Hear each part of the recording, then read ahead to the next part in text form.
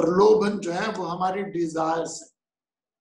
हिंदू धर्म में डिजायर को असुर कहा गया, मुसलमानों में शैतान कहा गया, क्रिश्चियनिटी में सैटन कहा गया, और बुद्धिज्म में उसे मारा कहा गया। आई रिपीट, बुद्धिज्म में मारा कहा गया, मुसलमान उसे शैतान कहते, क्रिश्चियन उसे सैटन कहते हैं, और हिंदू से असुर कहते हैं। ये मेरे और प्रभु के बीच में जो बंधन आती है, टेम्पटेशन है, डिजायर है, ये बिग एप्पल है, बिग टेम्पटेशन है, और इस टेम्पटेशंस को तोड़ना ही ज्ञान है। हम शादी में भी 4 फेरे करते हैं, अर्थ, धर्म, काम, मोक्ष। सो ये बात समझ लीजिए कि आप और मैं इस दुनिया में सिर्फ सेल्फ रियलाइजेशन के लिए ही टपके हैं। हम और आप इस दुनिया में मोक्ष के लिए ही आए हैं, और सेकेंडरी थर्ड पर्पस हो सकते हैं। मकान बना रहे हो, बच्चे की शादी कर रहे हो, गाड़ी खरीद रहे हो, 100 करोड़ का टर्नओवर कर रहे हो, 200 का कर रहे हो, फॉरेन ट्रैवल कर रहे हो, ये सेकेंडरी है, मेन नहीं है आपकी ऑब्लिगेटरी ड्यूटी। आपकी मेन ऑब्लिगेटरी ड्यूटी है जागो और भागो, और जब तक नहीं जाग पाए, जब तक डिजायर है, तो उसको एग्जॉस्ट कैसे करें। हम man minus desire is equal to God. Desire हमारे और प्रभु के बीच में बैरियर है, तो डिजायर को कैसे कम करें, that is the sadhana. Spiritual sadhana कुछ नहीं है, अपनी डिजायर को, कामनाओं को, इच्छाओं को कम करना। और जहां डिजायर खत्म हुई वहां क्रोध भी गया, क्योंकि क्रोध मैनिफेस्टेशन है अनफुलफिल्ड डिजायर का। जैसे डिजायर गई, फियर भी गया, क्रोध भी गया, जेलसी भी गई, एंगर भी गया। कब आता है मुझे और आपको गुस्सा? कब आता है किसी को भी गुस्सा? 5000 साल पहले भी गुस्सा क्यों आता था? जब डिजायर पूरी नहीं होती थी। आज भी गुस्सा क्यों आता है? डिजायर पूरी नहीं होती। और 5000 साल बाद भी गुस्सा क्यों आएगा? जब डिजायर पूरी नहीं होगी। भय कब आता है? जब इच्छा पूरी हो जाए तो भय आता है। तो ये डिजायर, प्रलोभन डिजायर है। अब इसको छोड़ सकते नहीं। मैं कह दूं डिजायर छोड़ दो, डिजायर छोड़ दो, डिजायर छोड़ दो, आप मुझे छोड़ देंगे, डिजायर नहीं छोड़ेंगे, ये भी फैक्ट है। डिजायर छोड़ नहीं सकते, डिजायर छूट जाती है। खिलौनों से खेलने की डिजायर आपने छोड़ी नहीं, छूट गई। पतंगों से और कंचों से खेलने की डिजायर आपने छोड़ी नहीं, छूट गई।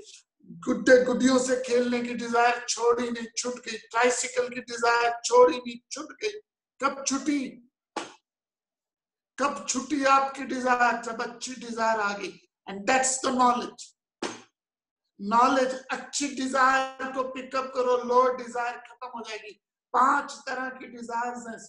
द लोएस्ट है मैटेरियल डिजायर, उससे हायर है फिजिकल डिजायर, उससे श्रेष्ठ है इमोशनल डिजायर, उससे श्रेष्ठ है इंटेलेक्चुअल डिजायर, और सबसे श्रेष्ठ है स्पिरिचुअल डिजायर। फिजिकल डिजायर के लिए मैटेरियल डिजायर छोड़ दोगे आप। हेल्थ के लिए बीमार हो गए, तबीयत खराब हो गई, शरीर को प्रॉब्लम हो गई, शरीर को संभालने के लिए आप पैसे की डिजायर को छोड़ दोगे, पैसा सैक्रिफाइस कर दोगे आप। क्यों करोगे? क्योंकि physical desire is important than material desire. Physical material और फिजिकल डिजायर आप छोड़ दोगे। इमोशनल डिजायर के लिए, बच्चों के लिए, फैमिली के लिए, ग्रैंड किड्स के लिए, अपनी फैमिली के लिए। इमोशनल डिजायर के लिए फिजिकल और मटेरियल छोड़ दोगे। इंटेलेक्चुअल डिजायर के लिए अच्छे कॉलेज में एडमिशन मिल गया, मटेरियल, फिजिकल, इमोशनल डिजायर छोड़ दोगे। छोड़ी नहीं, छूट गई। क्यों? क्योंकि स्ट्रॉन्ग डिजायर आ गई। और सबसे श्रेष्ठ डिजायर है स्पिरिचुअल डिजायर। सारे नशे उतर जाते जब होते प्रभात नाम कुमारी नानका चढ़ी रहे दिन रात। सो प्लीज अपने दिमाग में बात भर लीजिए, एक ही पर्पस है, और इसमें सुख सबसे ज्यादा है। मटेरियल सुख थोड़ी देर का, फिजिकल और ज्यादा, इमोशनल और ज्यादा। आप चॉकलेट खरीदते हो, मटेरियल सुख, खाते हो 2 मिनट, फिजिकल सुख, पोते पोती नाती को देते हो, इमोशनल सुख, 12th में फर्स्ट क्लास, पूरे स्कूल में फर्स्ट पोजीशन आती है, इंटेलेक्चुअल सुख, कितनी देर रहता है वो? 20-20, 25-25 साल रहता है। सपोज आपकी 12वीं में फर्स्ट डिवीजन है, तो अच्छी डिजायर पैकअप कर लो। सबसे श्रेष्ठ डिजायर है स्पिरिचुअल डिजायर, जिसकी डिजायर एक बार आ जाए, आनंदम परमानंद। अब उस डिजायर को फुलफिल करने के लिए, इंटेलेक्चुअल स्पिरिचुअल डिजायर को अचीव करने के लिए माध्यम क्या, तरीका क्या? यहाँ है मेरे अंदर डिजायर्स है, उसको दूर करने के लिए भगवान कृष्ण कहते हैं कर्म करो। आलसी होकर मत बैठ जाओ, अच्छा जी मैं तो डिजायर छोड़नी है, मैं तो आराम कर रहा हूं। वो भी डिजायर है आलस की, वो भी आलस की डिजायर है। सो आपको मुझको डिजायर छोड़ने के लिए डिजायर पकड़नी पड़ेगी, कांटे को निकालने के लिए कांटा डालना पड़ेगा। सो वो डिजायर कौन सी? स्पिरिचुअल। तो पहली 3 तरह के स्पिरिचुअल मार्ग हमारे बताए गए, कर्म मार्ग, भक्ति मार्ग, ज्ञान मार्ग। तो चैप्टर 3 में भगवान कृष्ण कर्म मार्ग पे बता रहे, through action how can you reduce your desire. तो उसके लिए भगवान जी ने शब्द यूज किया, कर्तव्य कर्म करो, ऑब्लिगेटरी ड्यूटी करो। You are suppose to do your obligatory duty. मैं अभी अगले श्लोक में ऑब्लिगेटरी ड्यूटी पे और बताऊंगा, and then will come back to the main topic which is emotional appeal. यहाँ भगवान जी इमोशनल अपील भी देंगे, but before that verse number 19 chapter number 3 Shrimad Bhagavad Gita अध्याय 3। तस्मादसक्तः सततं कार्यं कर्म समाचर, असक्तो ह्याचरन् कर्म परमाप्नोति पुरुषः। तस्मादसक्तः सततं कार्यं कर्म समाचर, असक्तो ह्याचरन् कर्म Paramapnoti Purushaha. Therefore, without attachment, always perform actions which should be done, for by performing action without attachment, man reaches the Supreme. इसलिए हमेशा लगाव रहित होकर कर्तव्य कर्म करो। इसलिए मैं अभी ऑब्लिगेटरी ड्यूटी पे ही बता रहा हूं, या ऑब्लिगेटरी ड्यूटीज क्या, उस पर मैं पूरा समय दूंगा आपको। इसलिए लगाव, हमेशा लगाव रहित होकर अपनी ऑब्लिगेटरी ड्यूटी कर्म करो, क्योंकि कर्म के बिना लगाव करते ही पुरुष परम को प्राप्त होता है। आई रिपीट, भगवान जी क्या कहते हैं? Always perform your obligatory duty. लेकिन वो ऑब्लिगेटरी ड्यूटी भी अटैचमेंट के साथ मत करो।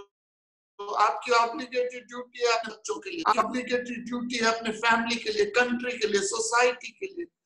वो ऑब्लिगेटरी ड्यूटी करो। ऑब्लिगेटरी ड्यूटी के 4, just keep your pen pencil ready, keep your pen paper ready, and I am going to detail analyse you what are your obligatory duties। तो हमेशा लगाव रहित होकर कर्तव्य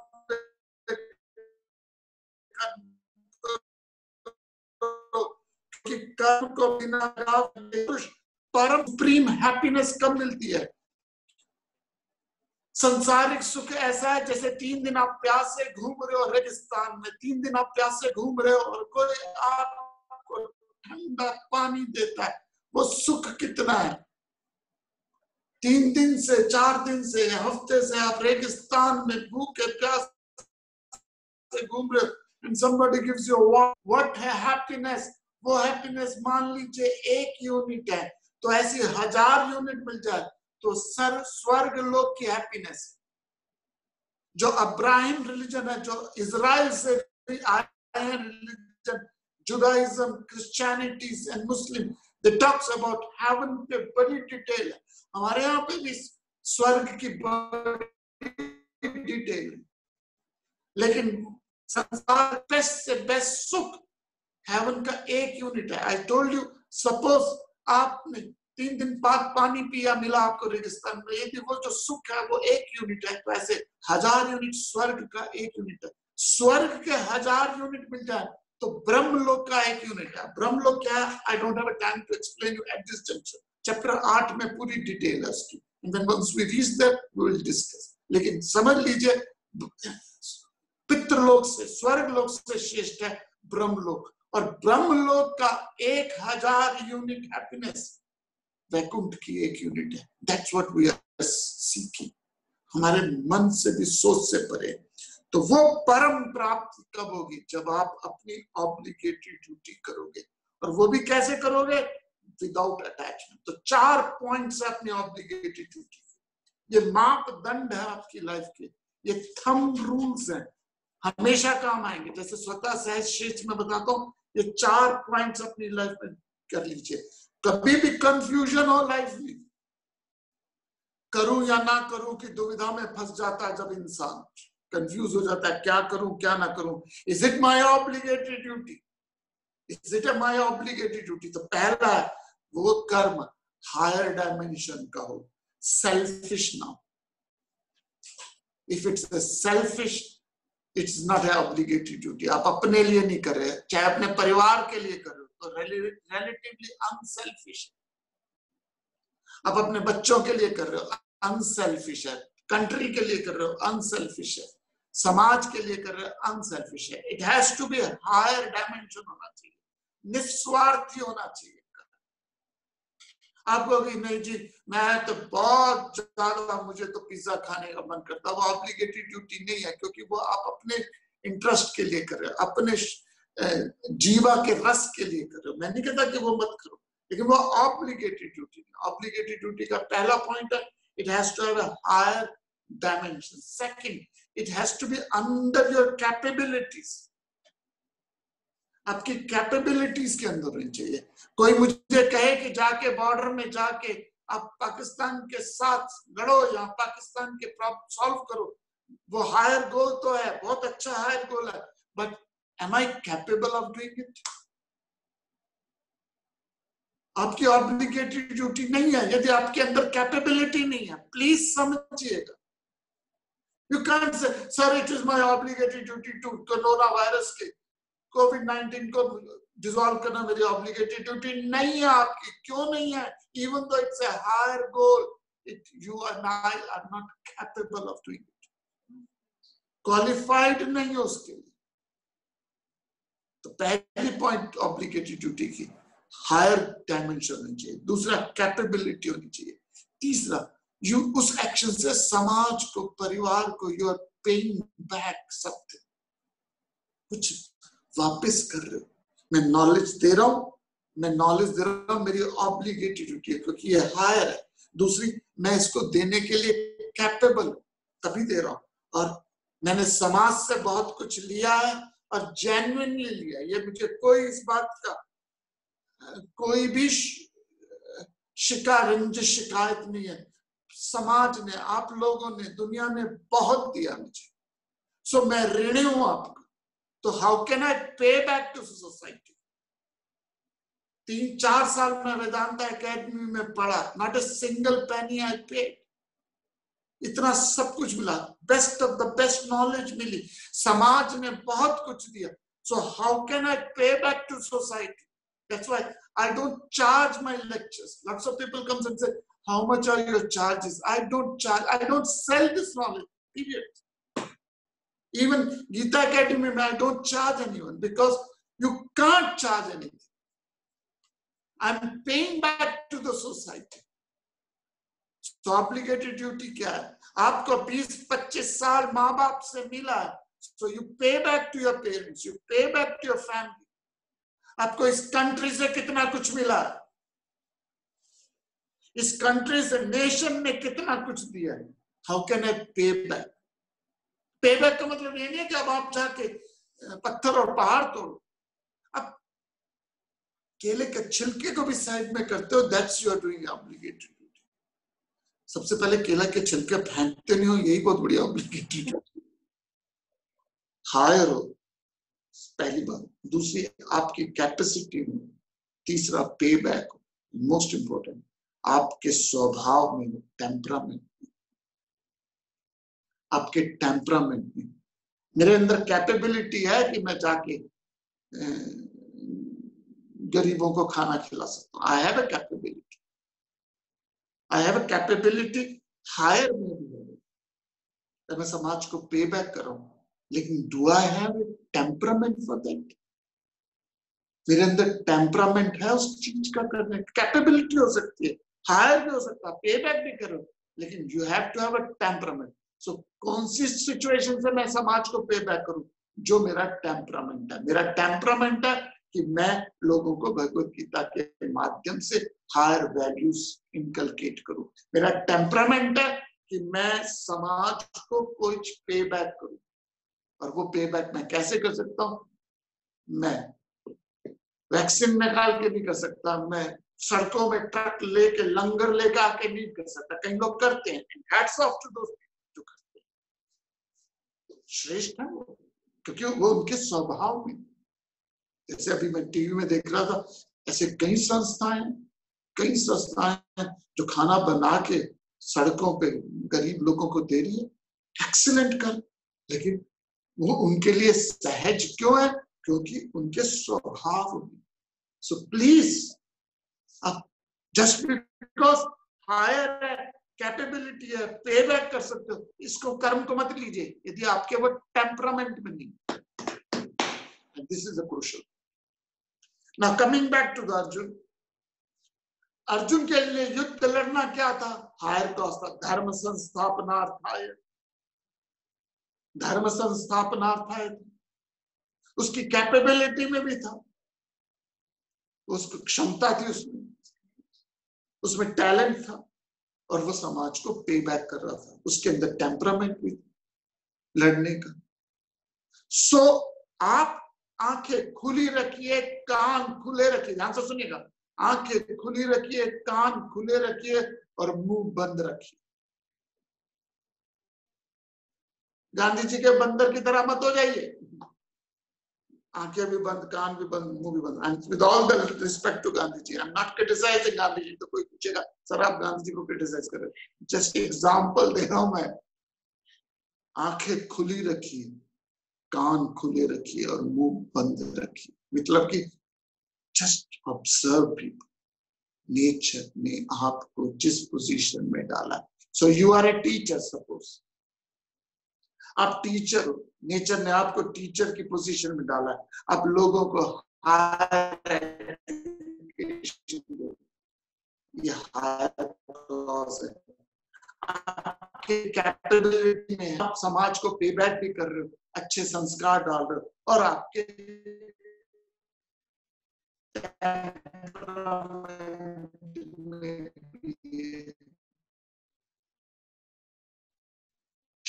कर दीजिए।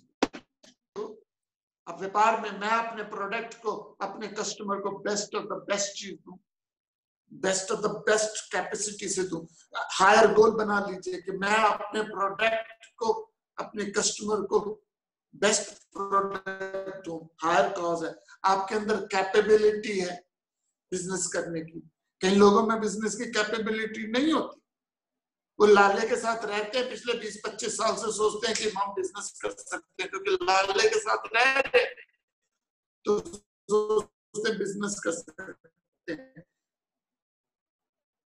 लेकिन कैपेबिलिटी 2-4 महीने जब बिना खर्चे होना चाहिए बिजनेस करने के लिए। जैसे उम्र भर नौकरी करने की आदत हो, सडनली बिजनेस में शिफ्ट हो जाएगा, कोलैप्स होगा, क्योंकि कैपेबिलिटी नहीं, टेम्परामेंट में नहीं है। सो यदि बिजनेस करो, अपने अपने प्रोडक्ट को एक हायर करो, या लेगेसी छोड़ के जाऊंगा मैं फैमिली, ओके, मैं अपनी फैमिली के लिए एक लेगेसी छोड़ के जाऊंगा। आपकी कैपेबिलिटी में और समाज से आपको लिया है, उसको बेस्ट ऑफ द बेस्ट पे बैक कीजिए, और आपके टेम्परामेंट में हो तभी बिजनेस कीजिए, नहीं तो आपकी ऑब्लिगेटेड ड्यूटी नहीं। Just because you are born in a business family doesn't mean it's your obligated duty. Just because you are born in a medical family, doctor's family, it doesn't mean it's your obligated duty. मैं ये भी नहीं कह रहा कि यदि आप business family में आ गए हो तो आप बिजनेस ना करो। यदि आपके स्वभाव में है, डू इट। हायर हो, कैपेबिलिटी हो, पे बैक एटीट्यूड हो, और आपके टेम्परामेंट में हो। अर्जुन के लिए चारों था, लेकिन सबसे इंपॉर्टेंट बात कहते हैं भगवान जी, अब मैं वर्स लेता हूं, इसलिए हमेशा लगाव रहित होके कर्तव्य कर्म कर, अपनी ऑब्लिगेटेड ड्यूटी से भी अटैच मत हो जाओ। अपनी और मेरी कर्तव्य करो, उसको ऐसे फन करो, ऐसे गेम करो, ऐसे मजा करो, ऐसे सजा मत करो,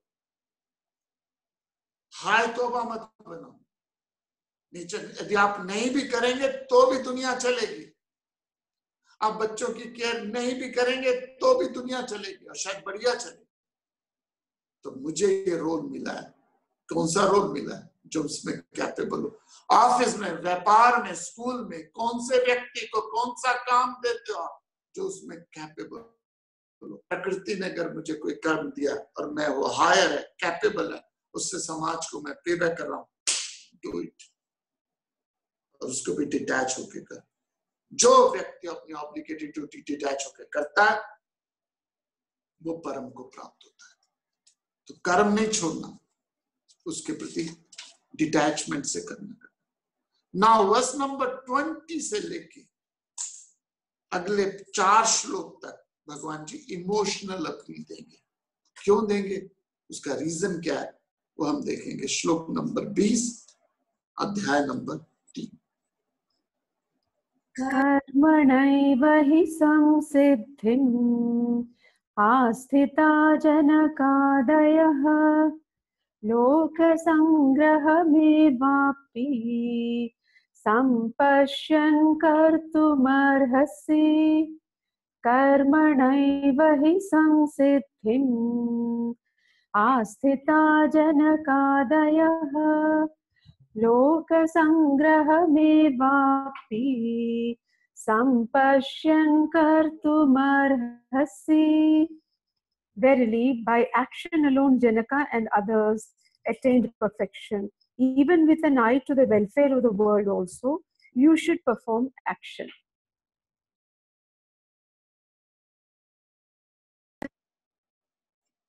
इस अध्याय के 43 श्लोक है, 43 वर्सेस हैं श्लोक। इस चैप्टर में, चैप्टर 3 में 43 वर्सेस हैं, 43 श्लोक हैं। पहले 3 श्लोकों में इंट्रोड्यूस किया गया कर्मयोग को। Let's go back into the first 3 versus. भगवान कहते हैं लोकेस्मिन् दुविधा निष्ठा पुरा प्रोक्ता मया नघ ज्ञान योगेन सांख्यनाम कर्म योगेन योगिना। 2 तरह के लोग हैं, एक जो एक्सट्रोवर्ट है, एक जो इंट्रोवर्ट है। जो एक्सट्रोवर्ट है वो फिजिकल एक्टिविटीज करें, जो इंट्रोवर्ट है वो रिफ्लेक्टिव काम करें। सपोज आप में बहुत डिजायर है तो आप फील्ड में जाइए, एक्टिविटी कीजिए। डिजायर कम है तो इंट्रोवर्ट काम कीजिए। ये भगवान जी ने बताया पहले 3 श्लोकों में। By the simple logic Arjun was extrovert, तो भगवान जी ने इंटेलेक्चुअल अपील दी। 4 से लेकर 19वें श्लोक तक भगवान जी ने अर्जुन को कहा तो यज्ञ की तरह कर। पूरी सृष्टि यज्ञ कर रही है, पूरी सृष्टि अनसेल्फिश एक्टिविटी कर रही है, पूरी कायनात अनसेल्फिश एक्टिविटी कर रही है। नदियां बह रही हैं, हवा चल रही है, पेड़ फल फ्रूट दे रहे हैं, पूरी सिस्टम पूरा यज्ञ कर रही है। एक आदमी है जिसको अपने कर्म का सैलरी चाहिए, तनख्वाह चाहिए। एक आदमी है जिसको अपने कर्म का पैसा चाहिए। यदि पैसा मिलेगा तो मैं कर्म करूंगा, पैसा नहीं मिलेगा तो मैं कर्म नहीं करूंगा। ये एटीट्यूड ये आदमी को सबसे ज्यादा दुख देता है, क्योंकि वो फल ना मिले तो दुख, फल बहुत ज्यादा मिल जाए तो सुख।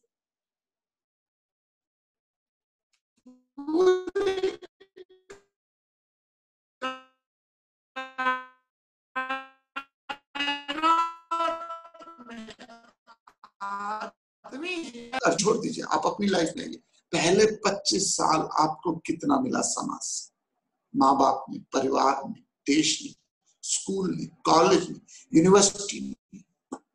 JNU जैसे यूनिवर्सिटी तो 35 रुपए फीस में चलती है।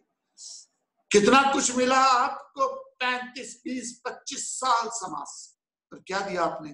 ठेंगा माँ बाप ने दिया। सड़कें बनाई, स्कूल बनाए, लैब्स बनाए, इंफ्रास्ट्रक्चर क्रिएट किया गया। आपको यूनिफॉर्म मिले, पेन मिले, पेंसिल मिले, खाना मिला। Rekha productive year, generally productive year कितना होता है? 60 साल तक। 60 साल के बाद रिटायर हो जाता है, ठीक है। तो आपने 25 साल तक या 25 या 28 साल तक काम संसार से लिया, फिर आपने प्रोड्यूस किया, प्रोडक्टिविटी करी, वो उसमें भी बहुत मिला आपको, लेकिन फिर भी आपने किया। तो 25 से 30 साल, 25 से लेके 60 साल तक आपने नौकरी करी, तो टोटल प्रोडक्टिव ईयर हुए 35 ईयर्स। और उसके बाद 60 के बाद फिर क्या हुआ?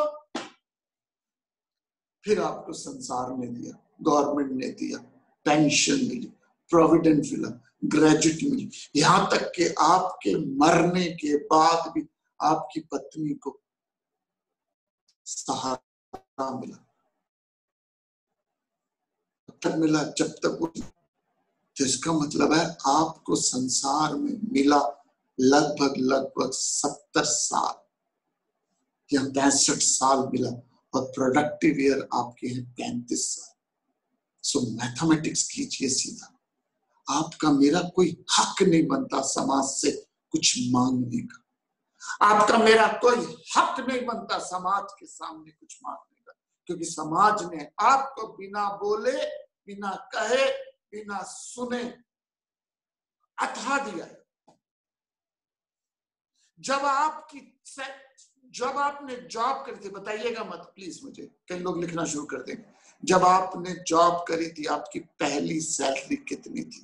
Don't ask me, don't tell me, मैं तो, मुझे तो कभी नौकरी सैलरी मिली नहीं, पहली सैलरी कितनी थी? और उस समय और आज आप यदि जो रिटायर है कितनी पेंशन मिल रही है? उस समय कोई कहता कि आपको पेंशन इतनी मिल जाएगी रिटायरमेंट में, आप कहते पागल कुत्ते ने काटा तुझे, ऐसा कब हो सकता है? सो प्लीज, पहला पॉइंट गीता जी कहती है यज्ञ करो। गीता जी कहती है अपने जीवन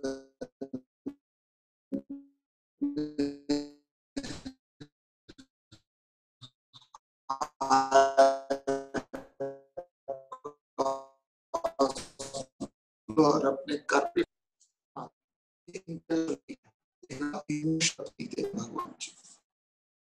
कोई व्यक्ति आता है, कड़कती धूप में लू चल रही है, और आप उसे थोड़ा सा शिकंजी देते हो, ठंडा पानी देते हो, या उसे सॉफ्ट ड्रिंक देते हो, कहते हैं पी ले, शिकंजी देते, नींबू पानी नहीं, कहता मैंने नहीं पीना, आप कहते पी ले, लू लग जाएगी, लू है, लू लग जाएगी, नक्सीर निकल जाएगी, तो पी ले।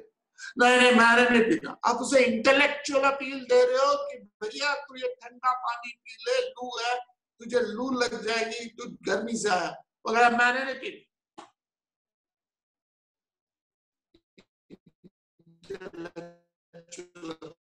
जब काम नहीं आती तब आप देते हो, सुना आपके कारण मैं भी पी लूंगी, प्लीज पी लो, आपके कारण मैं भी एक पी लूंगी। जब आप उसे इमोशनल अपील देते हो तो 99% चांसेस है कि वो उसमें बह जाए। तो 19वें श्लोक तक भगवान जी ने इंटेलेक्चुअल अपील दी, और 20वें श्लोक से भगवान जी अब इमोशनल अपील दे रहे हैं। और इमोशनल अपील में सबसे पहला हीरो वर्शिप। अर्जुन, निस्संदेह कर्म से ही जनक आदि परम सिद्धि को प्राप्त, लोक संग्रह को देखते हुए भी तुझे कर्म करने योग्य। यहाँ भगवान जी इमोशनल अपील दे रहे। हमारे घरों में भी होता था, जब कोई पढ़ाई में नहीं, बच्चे पढ़ते नहीं थे, वो शर्मा जी का बच्चा कितना पढ़ रहा है, तू क्यों नहीं पढ़ता? वो देख वर्मा जी का पढ़ता कितना पढ़ता है, तू क्यों नहीं पढ़ता? बचपन में किसी ने मुझे बोला 16 साल का हो गया तो 16 साल में शिवाजी ने किला जीत लिया था। मुझसे रहा नहीं गया। मैंने कहा 54 साल में जवाहरलाल नेहरू भारत के प्रधानमंत्री बन गए थे, आपने क्या किया?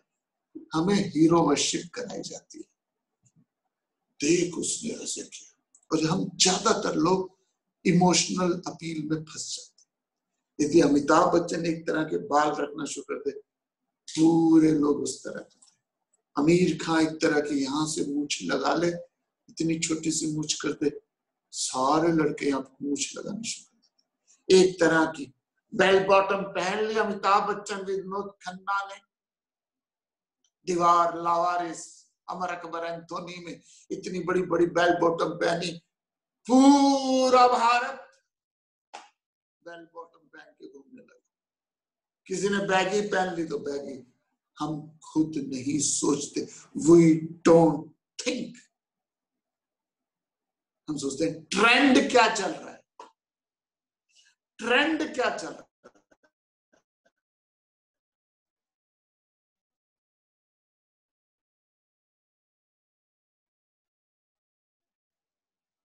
मार्केट बहुत फैशन, चलो मैं भी कर लेता हूं। This is a madness.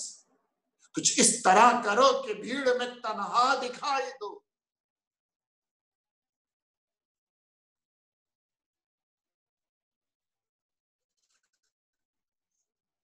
इस तरह करो जो एक भीड़ के साथ चलनी जाती है। यदि कोई श्रेष्ठ व्यक्ति करता है तो हम उसको फॉलो करें। कर्मण्य ही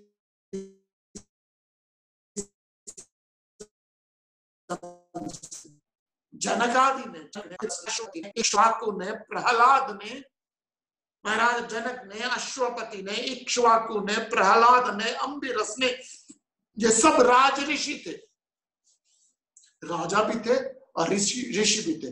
और अर्जुन के लिए हीरोज है, अर्जुन के लिए ये श्रेष्ठ पुरुष है।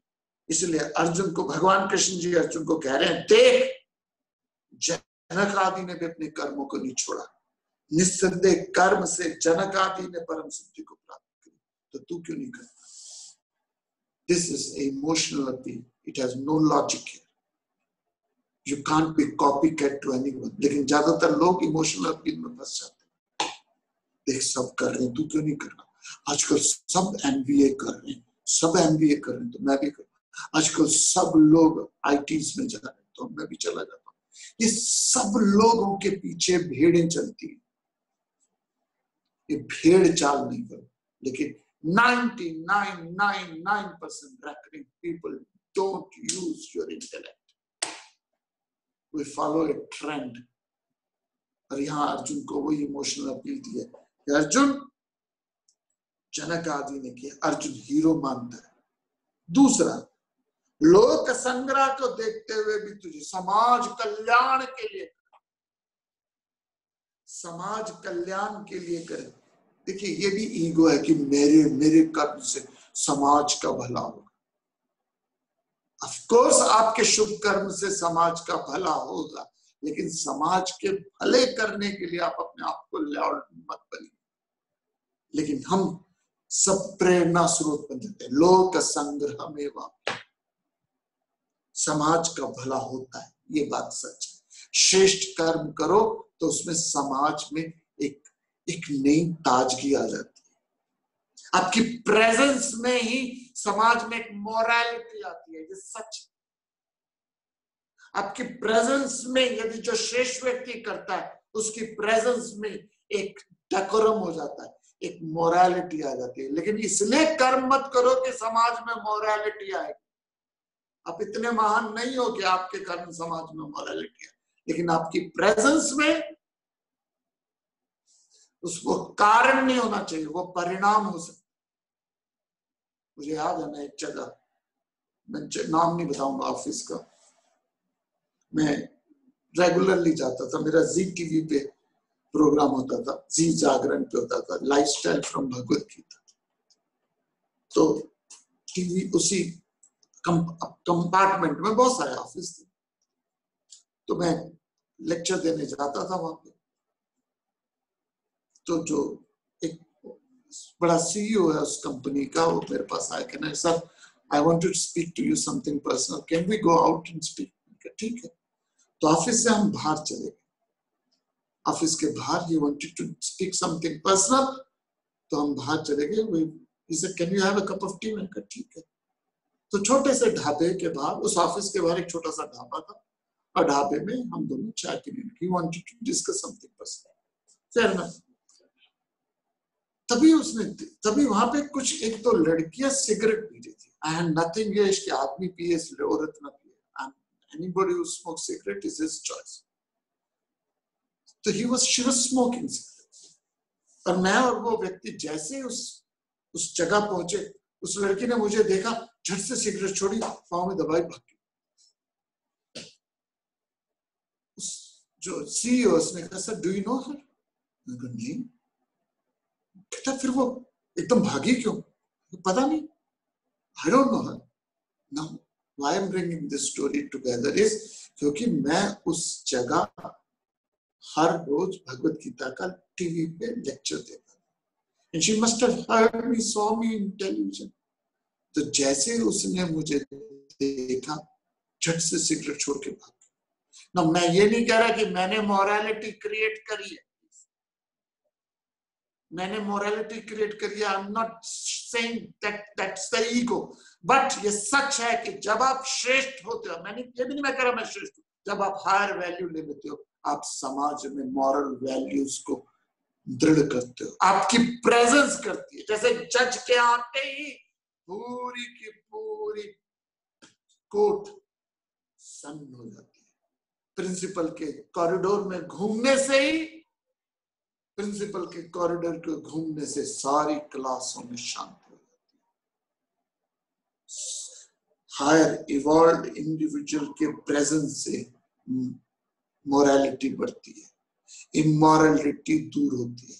लेकिन ज्ञानी आदमी ये सर पे ना ले ले कि मेरे कारण समाज में मोरालिटी फैलेगी। जब ये अहंकार आ जाता है तो वो मुश्किल देती है।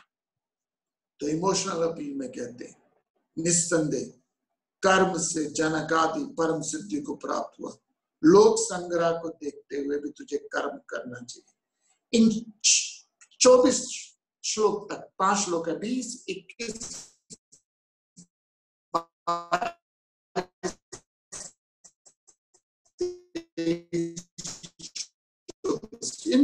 दी है इस भगवान कृष्ण जी ने। पहली है डिवोशन दी है, क्योंकि अर्जुन के लिए अर्जुन जनक का भक्त है।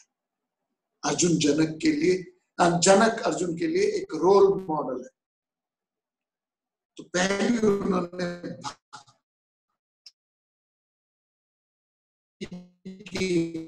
इमोशनल दी है। अर्जुन तू प्रेरणा स्रोत है लोगों के लिए, तेरे समाज में तेरे कारण मर्यादा रहेगी। इमोशनल दी है। तीसरे अगले श्लोक में वैनिटी दी है, और वैनिटी लीडर्स को बहुत ज्यादा दी जाती है। महाराज आप ही की कृपा से सब हो रहा है। नहीं मेरी तो कुछ नहीं हो रहा, लेकिन अंदर लड्डू फूट रहे होते। आपने करा दिया, ये सड़क आपने महाराज जी बना दी, नहीं तो कहाँ था। ना मैं तो बस देवक हूं, अंदर लड्डू फूट रहे होते हैं। Vanity. Number 3 vanity. Number 4 personal appeal करिए। अर्जुन प्लीज तू कर, मैं कर रहा हूं ना, मेरे साथ कर, लेट्स डू। पिक्चर नहीं जाना होता तो मन नहीं होता तो घर वाले क्या कहते, चल ना मेरे साथ, मैं जा रहा हूं, मुझे ले चलो। आप क्या चल। 5वां उन्होंने कॉन्सिक्वेंसेस बताया कि यदि तुम नहीं कर्म करेगा तो क्या फल होगा।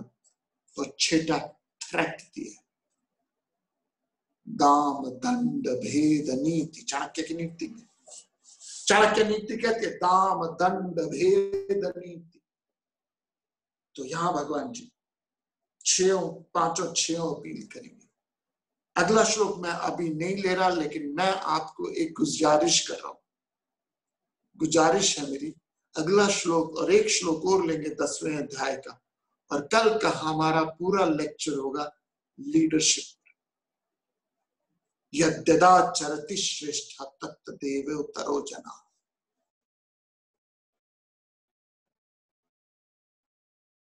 कल का पूरा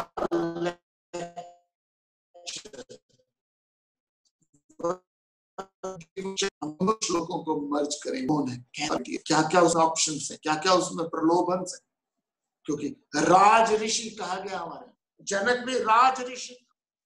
अब प्यून को कितनी टेम्पटेशन देते हो, प्यून को थोड़ी, मैनेजर को और ज्यादा टेम्पटेशन देते हो, डायरेक्टर को और ज्यादा टेम्पटेशन देते हो। जितना आदमी ऊपर बढ़ता जाता है उसको उतनी से ऊंची टेम्पटेशन देते हो। सेक्रेटरी को, चीफ सेक्रेटरी को कितनी टेम्पटेशन दो, प्यून को तो छोटी सी टेम्पटेशन से चले जाओ, एक डायरी एक पेन से टेम्पटेट करोगे चले जाओ।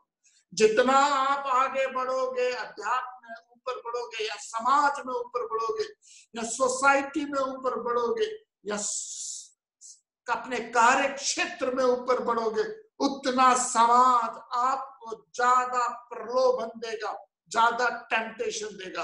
और किस टेम्पटेशन में आप फंसते हो, दैट्स योर लेवल, पीरियड। इसलिए ऋषियों को राज ऋषि, राजाओं को राज ऋषि का, अश्वपति, जनक, इक्ष्वाकु, प्रहलाद, अम्बिरस, ये सब राज ऋषि थे। और इन राज ऋषियों के पीछे कौन था? गुरु था। अष्टवक्र था जनक के पीछे, प्रहलाद के पीछे नारद जी थे, चंद्रगुप्त मौर्य के पीछे चाणक्य थे, अलेक्जेंडर के पीछे एरिस्टोटल। प्लीज समझिए,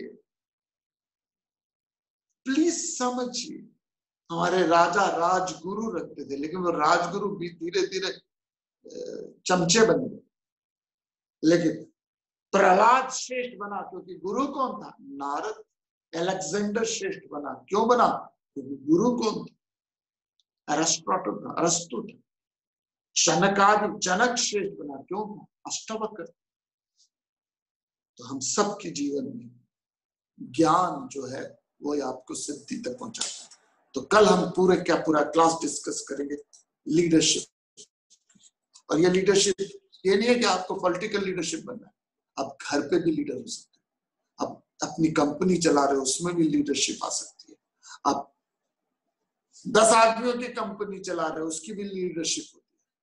आप 1000 की चला रहे हो, उसकी। तो यदि प्रोफेशनल बिजनेस, प्रोफेशनल करियर में आपको लीडरशिप के फार्मूलास ढूंढने हैं, वो गीता जी में है। और कल की क्लास में हम उस फार्मूलास पे डिटेल में एनालाइज करेंगे विचार के साथ। हरिओम तत्सत।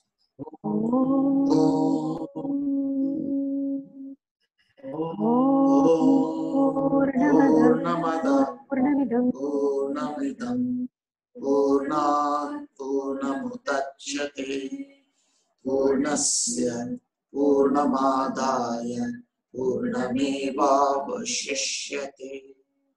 ओम शांति शांति शांति।